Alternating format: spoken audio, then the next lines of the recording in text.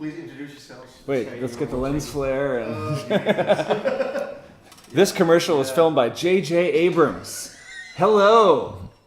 We're down from above on a spaceship. We're going down. And you're watching Toasted. We're Death from Above, and you're watching Toasted.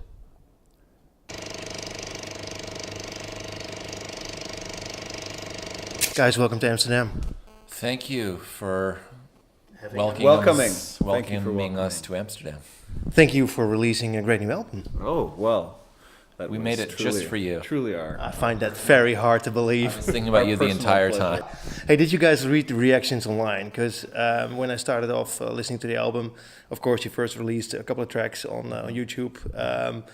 Especially Freeze Me, the first one, got a lot of negative reactions from a lot of fans. And I was like, this is going to be either a fantastic album or it's going to suck completely. Oh, well, I think it's great. I think a negative first response is a really, really good sign. Because I think personally, all the things that I really love and that I love for decades after the fact are the things that I was initially challenged by in my enjoyment of.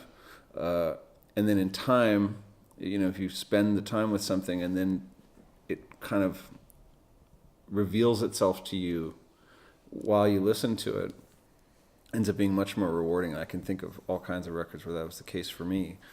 And I know that's not what people want in a pop music world. They don't have the time for it. It needs to be immediate. And so for me, when I saw that there was people that didn't like it. I mean, it seemed like there was a lot of people, they will argue online with each other about it. I love to read it, actually, because there was people really clubbing it out, like fans and haters. And another thing I learned is that because I realized when I listened to the album, first I listened to the tracks, then to the album, that it is a tricky thing to release a track like Freeze Me as a first record, because it is not representing the album. And no song on the album does. Exactly. Yeah. So how do you do it? I spoke about this in an interview a while ago. They said, how does it feel you start getting music out? I said, until the album is out, it's, but the music's not there yet. I did observe sort of the almost condemnation that it was, too much like pop music or something. And I don't know what pop music these people are listening to, but when I hear a pop song, it doesn't sound like, obviously there's melody and there's whatever it is that approaches a pop song, but there's no drop in our... It doesn't sound like... One thing was funny though. I was lying, actually. But one thing was funny though, that for Never Swim Alone, guy said, this is the Super Mario, and I think you said in an interview, finally somebody spoke out about this. Yeah. No, that's just me being a jerk. Hey, a quote I got from you guys concerning this album is that it was the first time you really properly record your music, and it was kind of scary to listen to it. It wasn't scary, it was impressive. There is no, obviously, there's no proper way to record. You can record a million ways, and they're all correct. But in terms of our band being recorded at that sort of level in terms of just the sound of everything, that's the first time. I mean, sometimes in some of the reactions to the record, I realize it's like these songs aren't really, music-wise, some of them really aren't different than anything we've ever done before in terms of they all fit together logically. But the quality of that recording is so good. I'm so proud of it.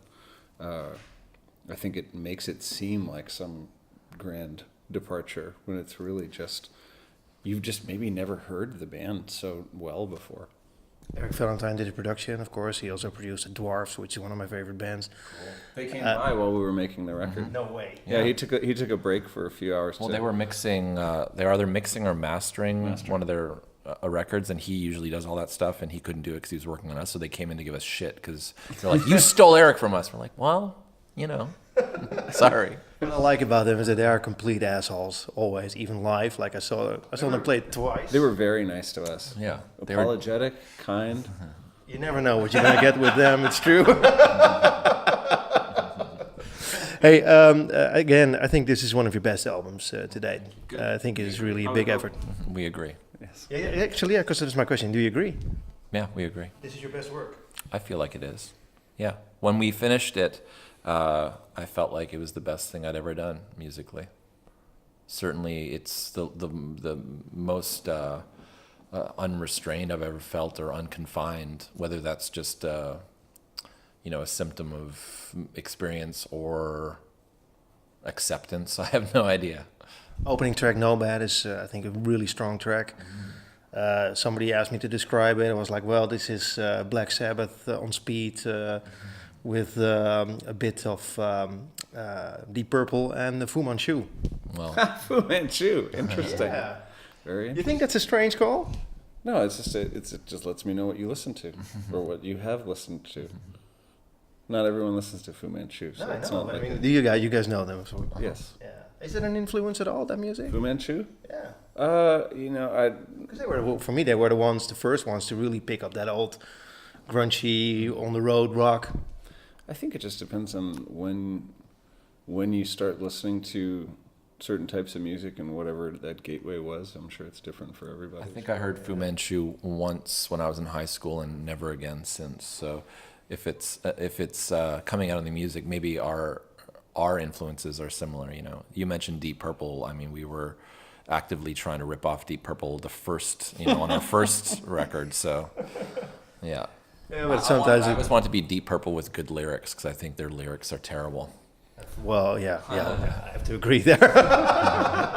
Hey, talking about the lyrics, I like the lyrics a lot. I think Holy Books is a great record. Personally, I'm an atheist, so that struck a chord. Is it about what I think it is about? Are you guys atheists?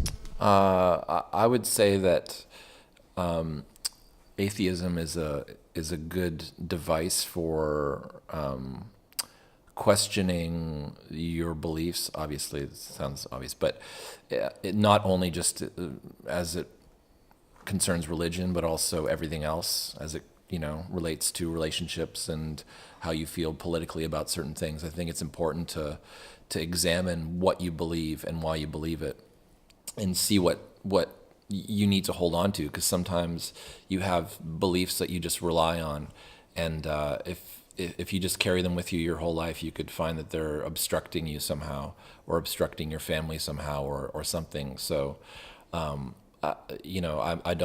wouldn't endorse atheism for everybody, for just like religion sucks, because I don't think it does, but I think it's a good mechanism for being critical and self-aware.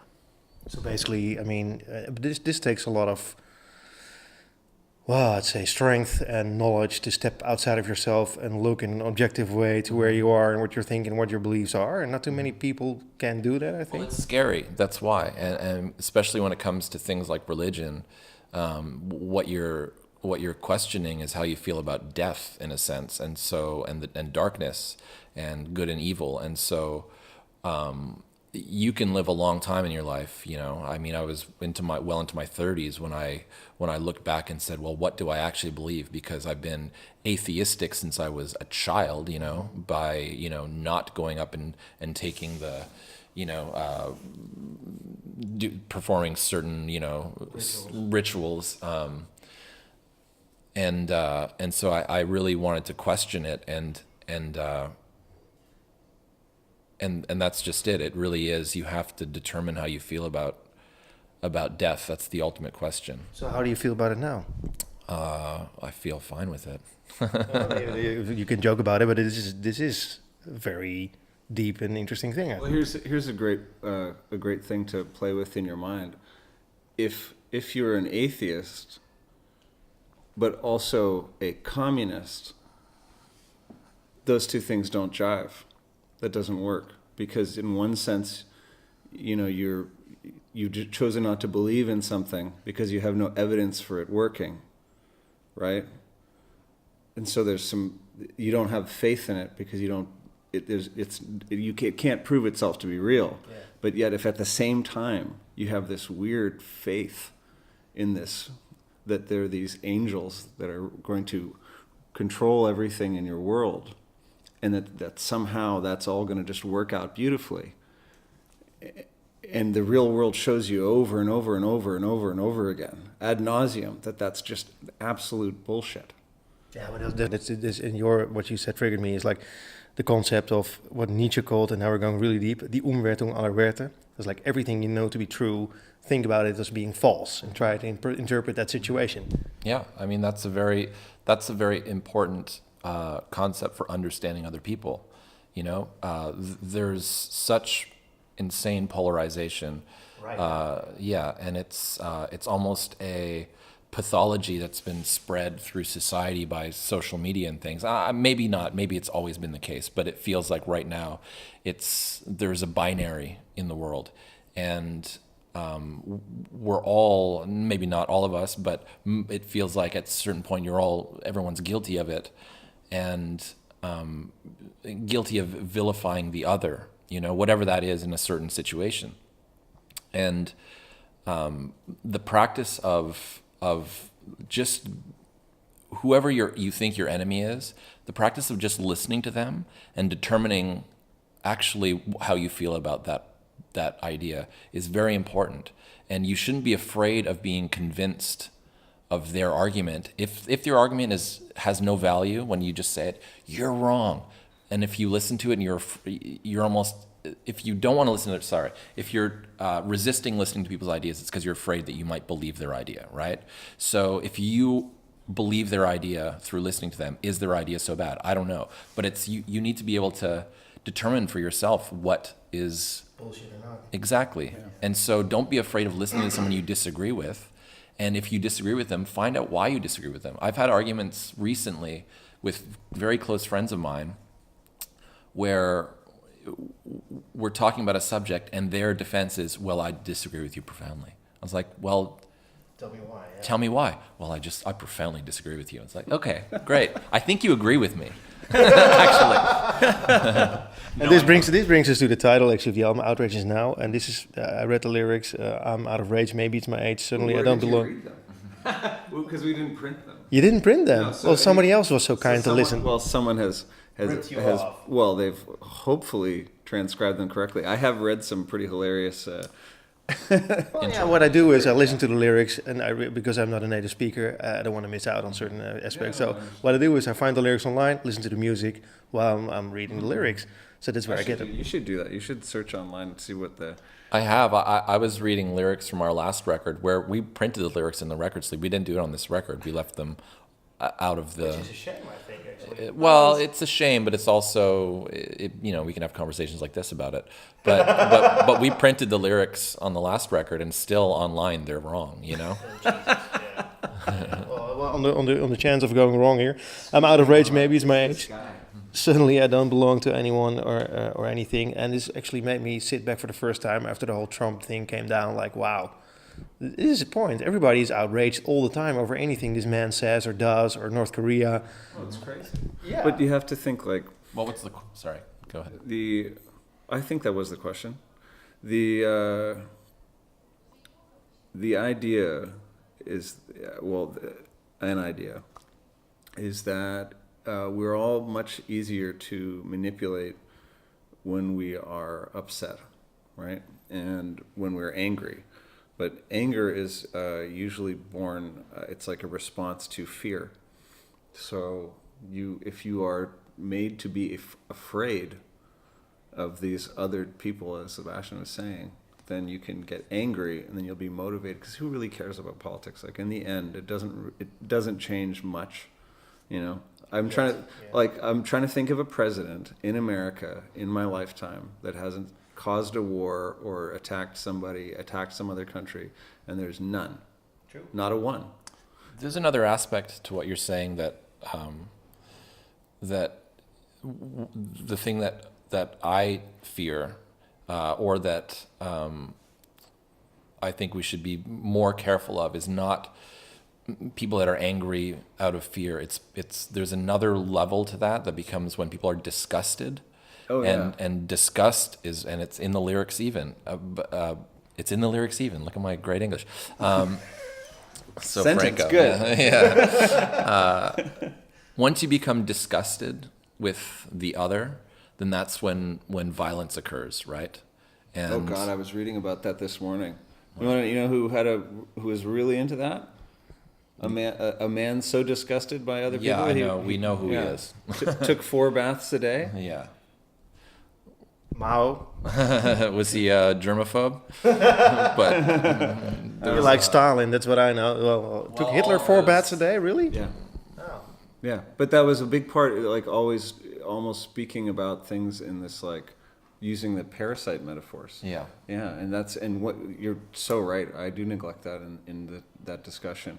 Because once something is disgusting, it is also dehumanizing. Well, the as first, well. You're reducing a person to like a germ or a virus, and then who knows what you've got to do to fix that problem. If we're able to conjure the name in Europe in 2017, but Hitler's first actions were public health actions to eradicate all kinds of disease and vermin, so and the definition so of the metaphor extends from there, not that anyway, that's where the metaphor Actually, and again, I'm not sure if this is true, but this is something I also found online, which was spread like wildfire. A picture of 2 for openly gay couple who were also neo-Nazis, and they had this big wedding pie with a swastika on it. I don't want anyone to touch that. I don't even know. So I was like, geez, man. The world is crazy. Yeah. The world is absolutely. You know what? insane. Billy Corgan summed it up in the 90s. The world is a vampire. Next I question. thought you were going to say it. I didn't think you were going to perform it.